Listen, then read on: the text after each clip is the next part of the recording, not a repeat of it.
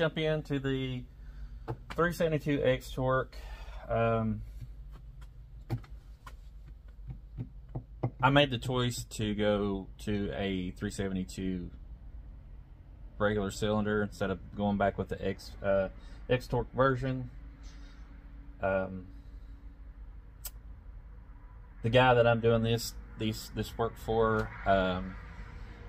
right now, he is currently doing a lot of work for a couple of folks, and like I said in other videos, he's a tree guy. He owns his own tree business. So what I wanted to do is I wanted to build him a saw that would actually last. He would get some good service out of it. I just know this is a J-Red tank, probably to a 2071 if I had to guess. That's my big guess, honestly. But it's red. It says made in Sweden, so we all know, you know, what that is. Basically, you know, you got your third mount for a full wrap. Okay, to the case itself. The case is okay. There's no really bad flaws with it. Everything is there. I cleaned it all. It doesn't look like I did, but I really did. The cylinder and the piston was roached. To everybody out there that likes X torques, I mean, they're good saws. I worked 3 different tree companies that use them. I've used them, but like I said before, when you pick up a ported saw and you run it, and you go back to a factory stock saw and you run it, you start thinking, man, there's something wrong with this saw. It don't sound right. It don't feel right. Because usually there is something wrong with the saw. Because in your mind, you're like, man, I know if this was my saw, it would be running better, because, you know, I build saws. But let's go away from that subject. That's a touchy subject for a lot of people here on YouTube. But it is true. Once you pick up a ported saw and you run it, there's no looking back. Just saying. But this, I took it completely apart and cleaned it. I got parts laying over there on the other bench. I'm just waiting for the piston and the cylinder to come in the mail. I do know that you have to change over from the X torque intake boot to the regular 372 boot. I've already got one here, so I don't have to really buy one. One thing I do like is the intake, the boot brace, the little oval thing that, you know, ties together, and you got your throttle cable that comes up around it. I do like those. The Husqvarna ones are actually pretty nice, but they do fail. They have a defect. That's why some people don't like them. They go over to the Farmertech aluminum ones, which are pretty nice. I like them. I've never purchased one, but I've seen a few people here on YouTube put them on their saws, and they seem to hold up pretty good. But I couldn't have an opinion on that because I've not had one with a longevity, so I don't really know. But in this particular saw, cleaned all this garbage. It's not 100% clean because some of this stuff is baked on there, and you know how you get baked stuff off, you gotta sit and scratch it, and I don't want to scratch the paint because it's actually in pretty good shape.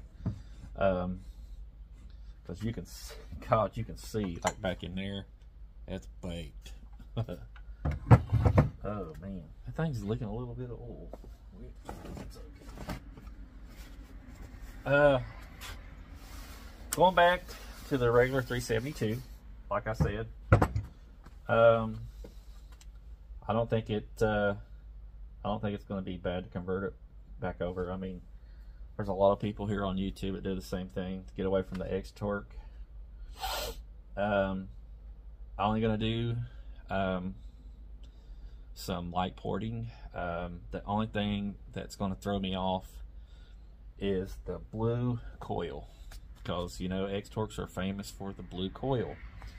But the blue coils do have their place among the X-Torque saws. If you port one, you need it, because, you know, you'll blow your piston apart in the X-Torque.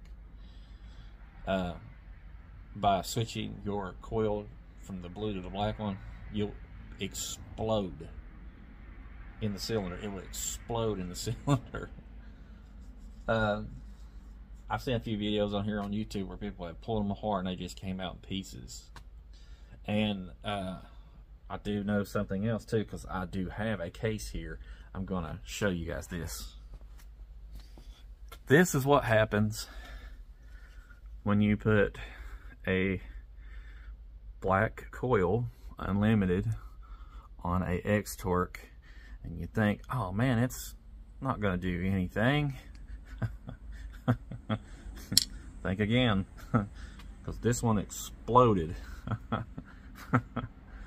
I got this from a guy I used to work with, and he told me that. He said, man, I had one of those black coils on it. I was like, yeah, it exploded, didn't it? And he showed me the case, and I was like, I want that. I want to keep that. He said, I have had it, Dan. Good thing is the flywheel side of this case is actually in pretty good shape. I'm not gonna throw it away. I'm not gonna clean it. I'm just gonna show this as an example to anybody that asks for some type of work with the X-Torque. So, perfect example. I even have the gas tank that was on that saw when it exploded. I do have the gas tank too. It put a huge hole in it, so it will it will like demolish a saw.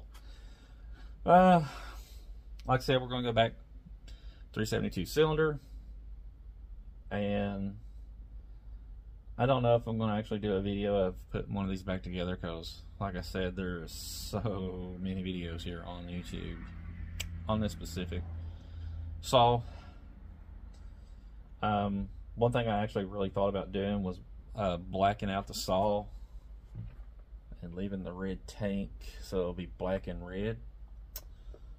Just do the covers. I might do the clutch cover in black. I might do that, just to give it something different. One thing I didn't order was a freaking a chain brake handle. I need to order one. Tag on it. That just reminded me in this video. Man, I forgot all about it. But to the next video, you guys have a wonderful day.